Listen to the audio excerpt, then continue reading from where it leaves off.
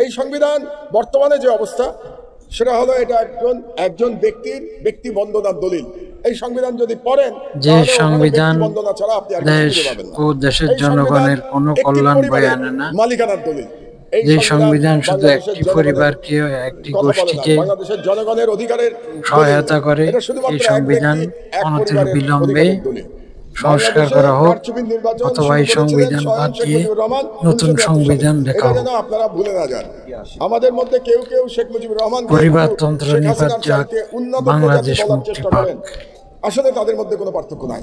শেখ মুজিবুর রহমান যে ধরনের স্বৈরাচারী ছিলেন, শেখ হাসিনা পরে ফ্যাসিস্ট হয়েছে, কিন্তু শেখ হাসিনার ফ্যাসিস্ট পরিবারতন্ত্র নিপাত যাক, সময় লেগেছে। বাংলাদেশ শেখ মুক্তি মুজিবুর পাক। রহমান 3.5 বছরে একদলীয় শাসন করেছিলেন। আমি আপনাদেরকে নিশ্চিতভাবে বলতে পারি, তিনি যদি 15 বছর রাষ্ট্র চালাতে পারতেন, তাহলে তিনি শেখ হাসিনার তুলনায় আরো বড় বাংলাদেশ মুক্তি পাক। এই বিষয়টা আপনারা ভুলে যাবেন না।